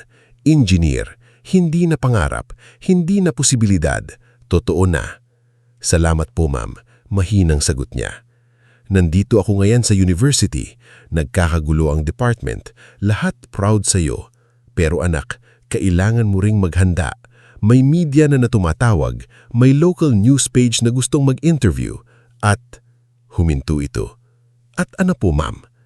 Naglabas na rin ang video ng nangyari kahapon. Nanigas ang kamay ni Aurelia sa cellphone. Akala niya dahil lumabas ang resulta ng board exam, malalamon na ng tagumpay ang kahihiyan. Ngunit hindi pala ganoon kadali. Ang sugat na gusto niyang itago, pinapanood na ng mga tao ngayon. "Nakakahiya po," bulhong ni Aurelia. Mariing na sumagot si Ma'am Veneranda. "Hindi ikaw ang nakakahiya, Aurelia. Huwag mong aakumin ang kasalanan ng mga taong nanakit sa iyo." Hindi nakasagot si Aurelia. "Makinig ka sa akin. Kung ayaw mong sumalita tungkol doon, hindi mo obligasyong ipaliwanag ang sugat mo sa publiko. Pero huwag ka ring matakot. Maraming tao ang nakakita ng totoong nangyari at marami ang handang tumayo sa tabi mo." Pagkatapos ng tawag, lalo pang bumigat ang loob ni Aurelia. Binuksan ni Joriven ang isang social media page. Doon niya nakita ang post ng university. Isang maayos na larawan niya mula sa graduation photo session bago nangyari ang kahihiyan. May caption na binabati siya bilang top 1 sa board exam. Libo-libo na ang reactions, daan-daan ang comments. Siya pa yung pinahiya sa stage kahapon? Grabe, top 1 pala. Nakakaiyak. Hindi niya deserve yung ginawa ng parents niya. Imagine, hindi cum laude pero national top-notcher. Ang galing. Yung mga tumawa kahapon, nasaan na kaya ngayon? Hindi binasa ni Aurelia lahat. Hindi niya kaya. May mga salitang nakakaaliw, pero may mga tanong ding bumubukas muli ng sugat. Ang gusto niya lang sana, tahimik na araw. Isang araw na hindi siya pinagtitingnan. Pero ang tagumpay niya ay dumating kasabay ng pagbubunyag ng kahihiyan. Sa San Esteban, hindi na tahimik ang bahay ng mga Mirasol. Sa labas ng kanilang tindahan, may mga kapitbahay na nagkukumpulan. Ang dating mga taong nakisawsaw sa pangmamaliit kay Aurelia ay ngayon tila nag-uunahang magsabing noon pa man ay bilib na sila sa kanya. Ako talaga, alam kong malayo mararating ng batang yan. Sabi ng isang kapitbahay na minsan ay nagsabing sayang lang si Aurelia dahil hindi marunong makihalubilo. Nakikita ko nga yan gabi-gabi, bit-bit libro. Dagdag ng isa pa. Tahimik lang pero matalino. Si Maricel Dangkal ay nakatayo sa harap ng bahay nila, hawak ang cellphone at namumutla. Hindi niya alam kung papasok ba siya sa loob o lalayo muna sa mga tao. Siya ang isa sa pinakamalakas tumawa kahapon. Siya rin ang unang nagpakalat ng balita ngayon. Ngunit sa bawat taong nagbabanggit ng nangyari sa stage, parang siya rin ay nasasampal. Sa loob ng bahay, si Belmira ay nakaupo sa silya, iiyak habang hawak ang panyo. Ngunit ang iyak niya ay hindi pa lubos na galing sa pagsisisi. May halong takot, may halong hiya, may halong panghihinayang dahil ang tagumpay na matagal niyang gustong ipagmayabang ay dumating sa panahong wala siyang mukhang maihaharap. "Crescencio," naninginig niyang sabi, "tawagan mo ulit, baka sagutin ka." Nakatayo si Crescencio malapit sa bintana, hawak ang cellphone. Ilang beses na niyang tinatawagan si Aurelia, wala ni isang sinagot. Kahapon, sigurado siya sa sarili niya. Pakiramdam niya, bilang ama, may karapatan siyang ipakita ang galit niya. Ngayon, habang naririnig niya ang bulungan sa labas, tila unti-unti niyang nauunawaan na hindi pala disiplina ang ginawa niya. Kalupitan niyon. At ang mas masakit, ginawa niya iyon sa anak na ngayon ay pinagpipitaganan ng buong bayan. Hindi sumasagot. Sabi niya, "Puntahan natin. Kailangan nating makausap. Baka kung ano-ano sabihin sa interview. Baka siraan tayo." Napatingin sa kanya si Safira mula sa sulok. Tahimik ito mula kanina. Hawak ang cellphone na naglalaman pa rin ng video. Ilang beses na niyang iyong pinanood at sa bawat ulit, mas lumiliit ang tingin niya sa sarili. Kitang-kita roon ang mukha ni Aurelia, ang pagkabigla, ang pagkapahiya, ang panginginig ng kamay habang pinupunasan ng itlog sa mukha. At kitang-kita rin ang sariling kamay ni Safira na patuloy sa pagre-record halip na tumulong. "Ma," mahina niyang sabi, "hindi naman niya tayo sinisira. Tayo ang gumawa noon." Napalingon si Belmira, galit at gulat. "Anong ibig mong sabihin?" Napayuko si Safira. "Wala." Si Quintilo naman ay nakaupo sa armrest ng sofa, hindi mapakali. Kanina pa siyang nagbabasa ng comments sa post. May ilan nang nakakakilala siya bilang kuya ni Aurelia. May nag-comment pa, "Ito ba yung kapatid na tumawa rin kahapon?" Kahit hindi naman siya ang nagbato ng itlog, alam niyang maraming taon din siyang tinulungan ng pamilya na maliitin ng kapatid. "Pa," sabi Quintilio, pilit na matapang na boses, "baka dapat mag-post tayo. Sabihin nating family matter lang." Tiningnan siya ni Crescencio ng matalim. "Tumahimik ka." Sa unang pagkakataon, walang naisagot si Quintilio sa ama. Samantala, sa Maynila, dumating si Sir Orlando Pagsanjan dali sa boarding house, dala ang isang paper bag ng pagkain. Kasama niya si Ma'am Veneranda at si Lazaro Tindugan na nagpaalam sa university lamang para makita si Aurelia. Nang buksan ni Nymphiel ang pinto, halos mapaiyak ulit si Aurelia nang makita ang tatlo. "Hindi na po kayo dapat nag-abala." Si Lazaro ang unang nagsalita. "Aba, top 1 ka tapos hindi kami mag-aabala. Hindi pwede yun, engineer." Napangiti si Aurelia sa kabila ng namumugtong mamata niya. "Mang Lazaro." Iniabot nito ang maliit na supot ng tinapay. Hindi na ito yung tinapay sa library noon. Mas marami na. Celebration. Tahimik na natawa si Nymphiel. "Mang Lazaro, kayo talaga." Umupo sila sa maliit na kwarto. Kahit masikip, naging mainit ang pakiramdam ni Aurelia. Sa unang pagkakataon, ang kwarto ay napuno ng mga taon hindi nanghihingi ng kapalit sa tagumpay niya. Si Sir Orlando ay naglabas ng isang folder. May ilang offers na agad na dumating sa review center. May companies na nagtatanong kung available ka for interview. Pero huwag kang magmadali, pumili ka ng maayos. "Sir, hindi ko pa po alam ang gagawin," pag-amin ni Aurelia. "Parang kahapon lang, hindi ko alam kung paano ako tatayo. Tapos ngayon lahat tumatawag." "Normal yan," sabi ni Ma'am Veneranda. Hindi mo kailangang sagutin lahat ngayon. Pero kailangan mong protektahan ang sarili mo, dagdag ni Sir Orlando. Lalo na kapag dumating ang pamilya mo. Napatingin si Aurelia sa kanya. Nagpatuli ito. Hindi ko sinasabing kalimutan mo sila, pero sa ngayon, malinaw ang nangyari. Sinaktan ka nila. At kapag nakita nilang mataas ang narating mo, may posibilidad na bigla nilang gustuhing maging bahagi ng tagumpay mo. Napahawak si Aurelia sa rosaryo. Kahapon, tinawanan siya ng marami. Ngayon, buong bayan ang nagyayanig sa pangalan niya. Iyon ang katotohanang hindi agad natanggap ni Aurelia habang nakaupo siya sa maliit na boarding room sa Maynila. Nasa harap niya ang laptop ni Joriven, nakabukas pa rin sa opisyal na listahan ng mga pumasa sa Civil Engineering Board Examination. Sa pinakatuktok ng top 10, malinaw na malinaw ang pangalan niya. Aurelia D. Mirasol, Rank 1. Ilang ulit niyang binasa ang pangalan niya, ngulit parang hindi pa rin makapaniwala ang puso niya. Parang kailan lang, nasa stage siya, basang-basa ng itlog, habang sinisigawan ng sariling ina na sayang lang ang pag-aaral niya.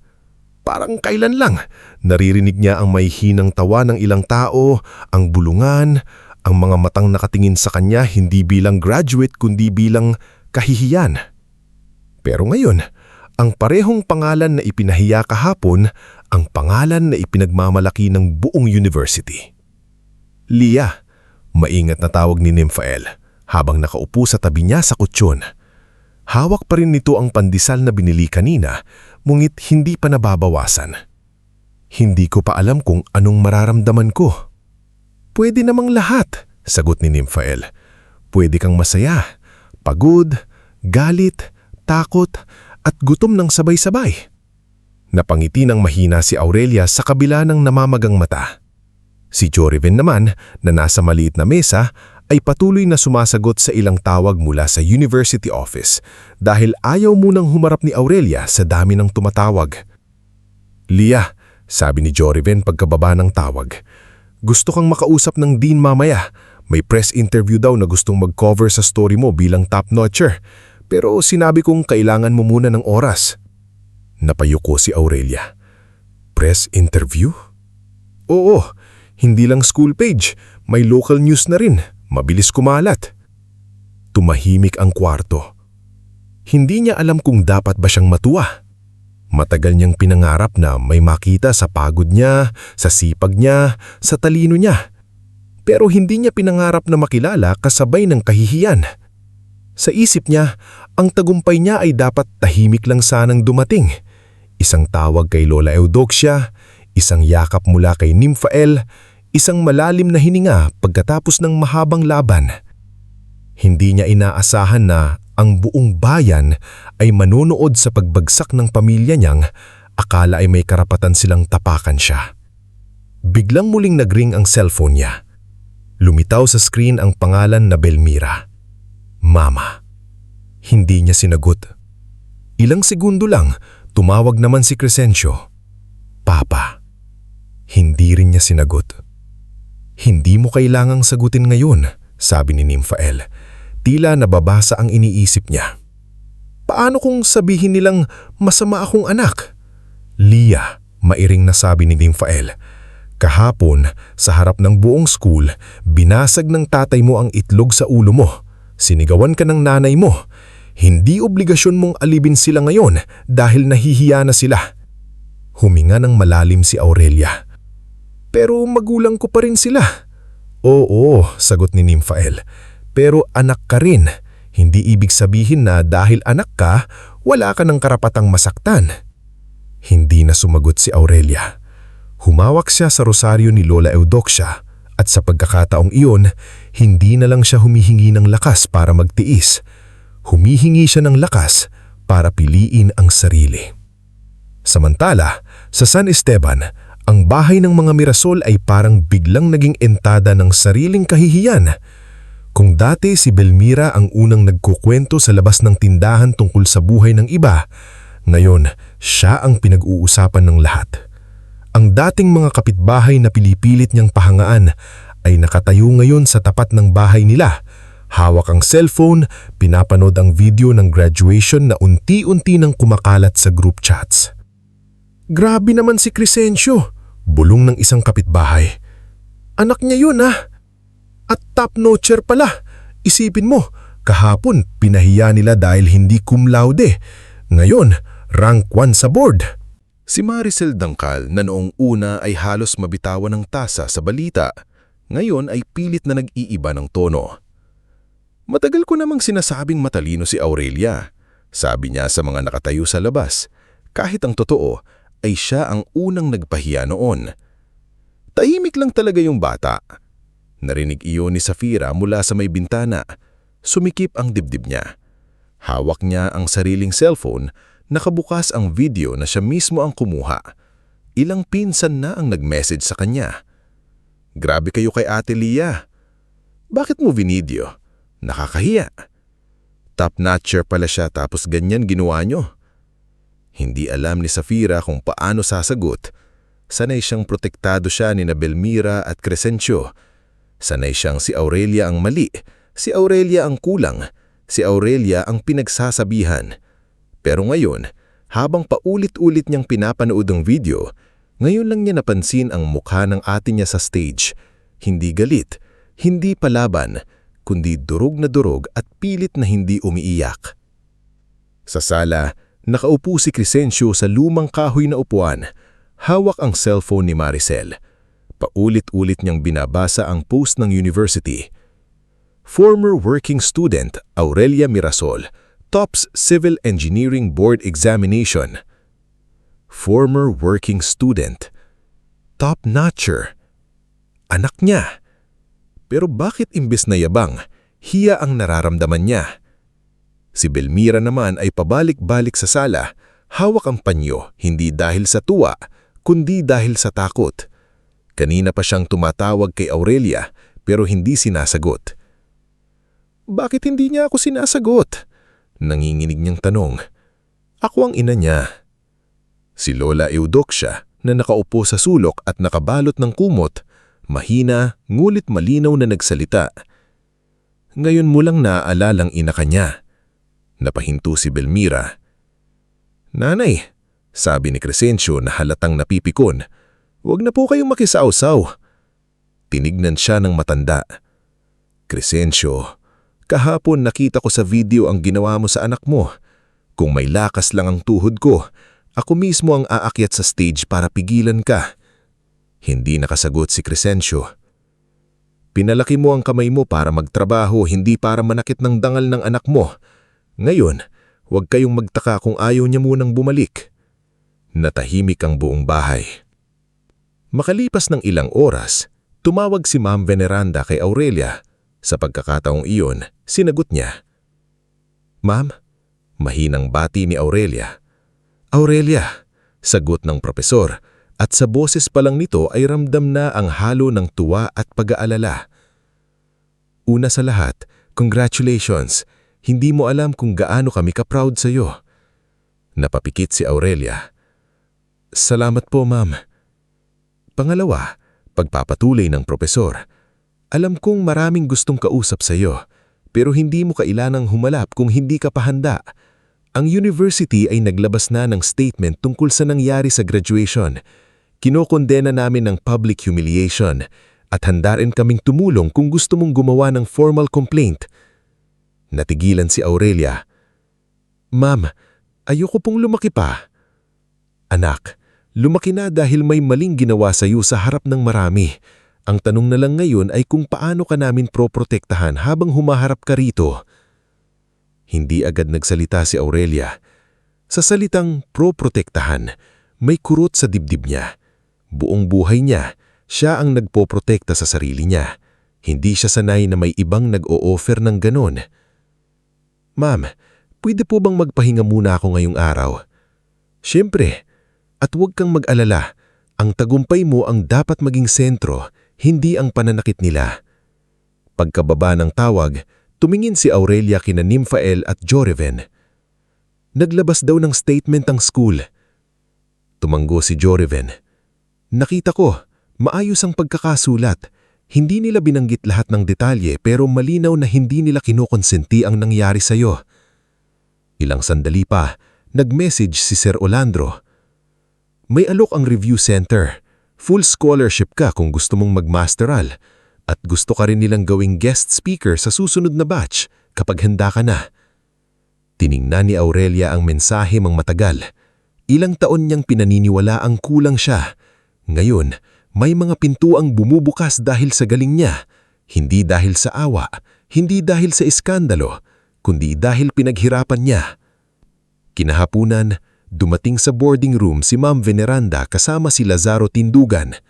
Hindi inaasahan ni Aurelia na pupunta ang matandang janitor, kaya agad siyang tumayo. "Mang Lazaro," sabi niya, nagulat at naatinggi. Ngumiti si Lazaro, dala ang isang maliit na supot ng tinapay. "Sabi ko noon, kapag engineer ka na, baka ikaw magpagawa ng kisame ng building namin. Hindi ko inaasahang top 1 pala ang kausap ko." Napaluha si Aurelia, pero natawa rin. "Salamat po sa panyo kahapon." "Panyo lang iyon. Ang mahalaga, hindi ka yumuko sa kahihiyan. Nakita ko yun." Si Ma'am Veneranda naman ay lumapit at yinakap siya. Hindi mahigpit, pero sapat para maramdaman ni Aurelia na may guru siyang tunay na proud sa kanya. "May naghahanap sa'yo," sabi ni Ma'am Veneranda matapos silang maupo. "Engineer Severino Alcazar, alumni natin. May malaking structural firm sa Makati. Nabalitaan niya ang ranking mo at gusto kanyang makausap kapag handa ka na." "Trabaho po?" gulat na tanong ni Aurelia. "Trabaho, mentorship, scholarship. Hindi pa malinaw lahat pero interesado siya. At base sa pagkakakilala ko sa kanya, hindi siya basta-bastang naghahanap ng tao." Hindi alam ni Aurelia ang sasabihin. Parang sunod-sunod ang pagbukas ng mga pintuan na dati akala niya para lang sa mga anak mayayaman tulad ni Portia. Kinabukasan, mas lalong lumaki ang balita. Lumabas sa local news page ang litrato ni Aurelia mula sa university records. Simple, walang makeup, nakangiti ng mahiyain. Ang headline, "Working student from San Esteban tops engineering board exam after years of hardship." Hindi nagbigay ng detalye si Aurelia tungkol sa nangyari sa graduation. Ngunit may mga estudyante nang nag-upload ng clips. Hindi niya kontrolado ang pagkalat noon. At kahit ayaw niyang maging usapan ng sugat niya, hindi rin niya kayang burahin ang katotohanang nakita ng marami. Sa comment section, halo-halo ang reaksyon. "Grabe, siya pala yung pinihiya sa graduation. Hindi niya deserve yun. Top 1 pero hindi cum laude. Patunay na hindi Latin honor lang ang sukatan. Shame on the parents." Sa bahay ng mga Mirasol, bawat comment ay parang sampal kina Crescencio at Belmira. Si Belmira ay umiiyak na sa kwarto. Hindi na alam kung paano haharap sa mga kumari niya. Si Crescencio naman ay nagalit sa simula. "Walang respeto ang mga taong ito. Pamilya namin ito." Ngulit sumagot si Lola Eudoxia sa higaan. "Nung pinihiya mo siya sa harap ng maraming tao, naisip mo bang pamilya mo siya?" Muling tumahimik si Crescencio. Sa kabilang banda, si Portia Salve ay hindi rin nakaligtas sa usapan. May nakapag-screenshot ng mga patutsada niya sa social media bago lumabas ang board result. Ang dati niyang caption na, "Some people study hard but still not enough," ay binalikan ng mga kaklase. May ilan pang naglabas ng kwento na dalas niyang maliitin si Aurelia. Bigla siyang naging tahimik online.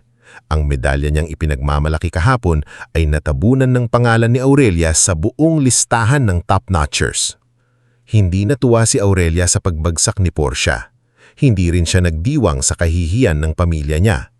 Ngunit may bahagi sa kanya na tahimik nagsabing, ito ang bigat ng katotohanan kapag bumalik sa mga taong ginamit ang kasinungalingan at pangmamaliit.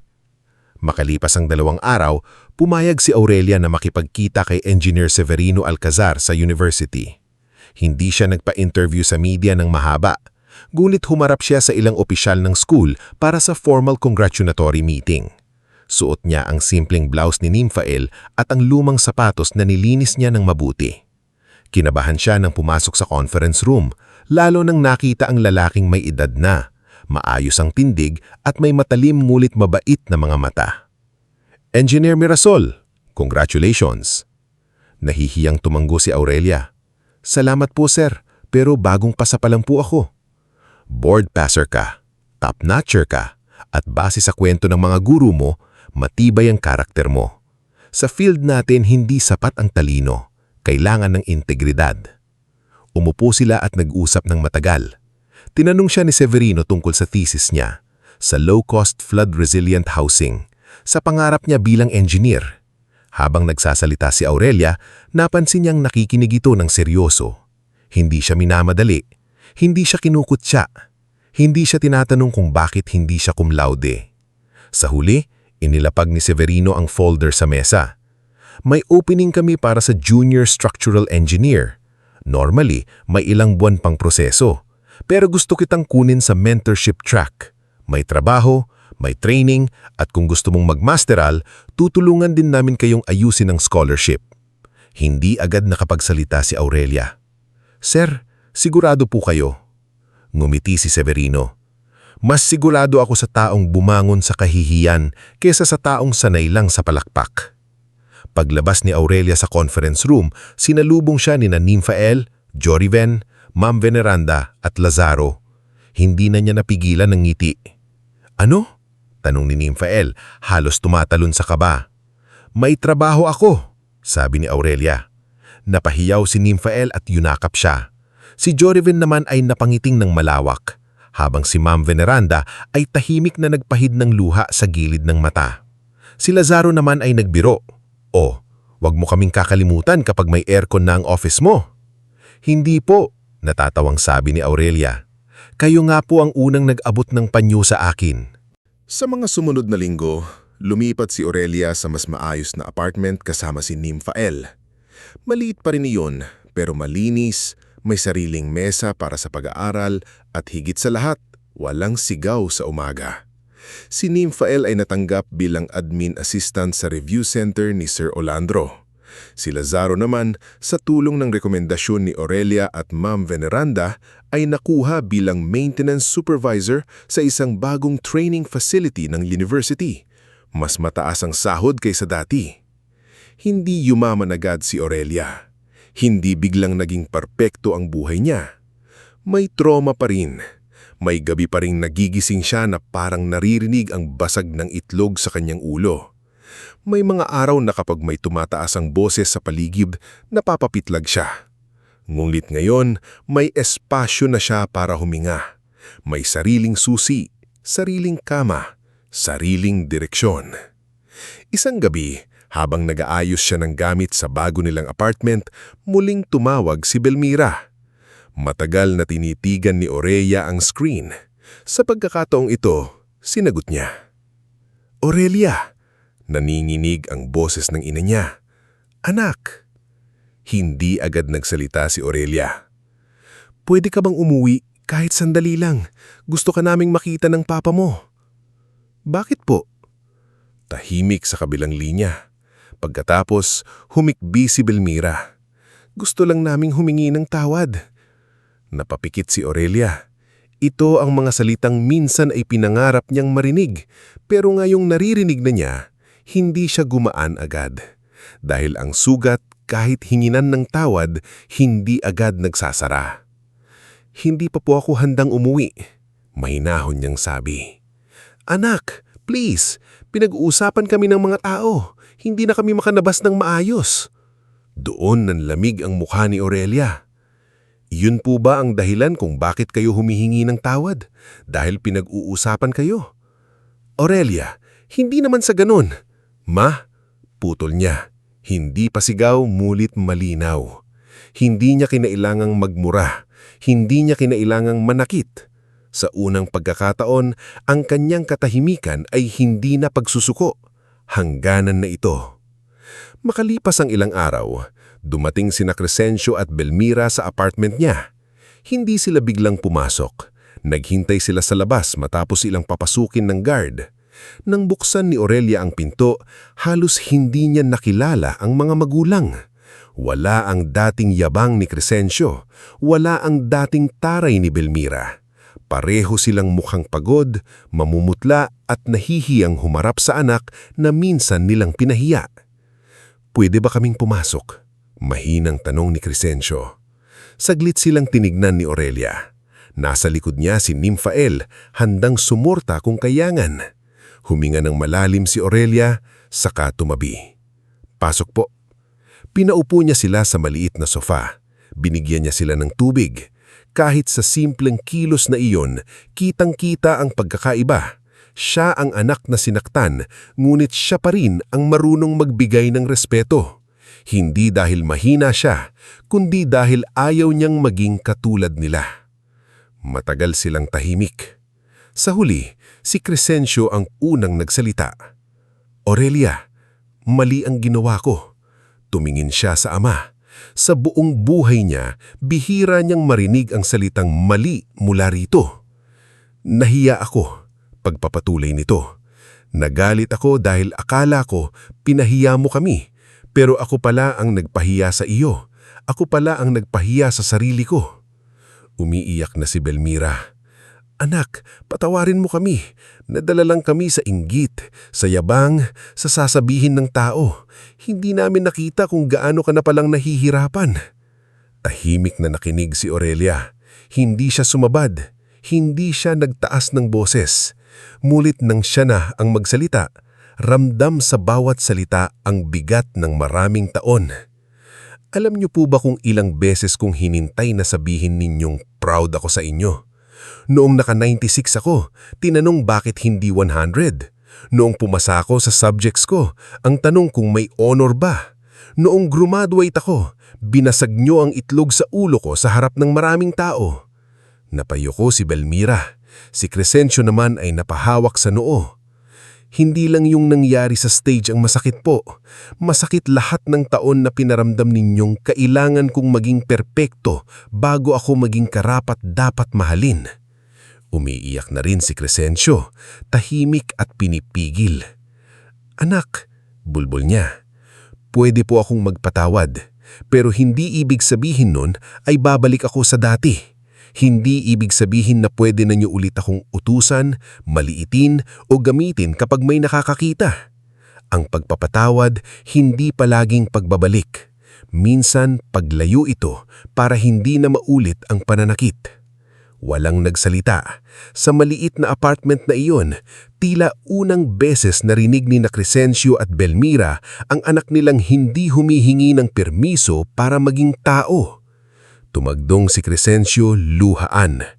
Hindi sigurado si Aurelia kung totoong naiintindihan na nila. Hindi rin siya nag-aasa na mabubura ang lahat sa isang pag-uusap. Ngunit sa araw na iyon, may malinaw na nagbago. Hindi na siya ang batang nakayuko sa kusina habang pinapagalitan. Hindi na siya ang graduate na basang-basa sa stage. Hindi na siya ang anak na naghihintay ng palakpak mula sa mga taong hindi marunong pumalakpak.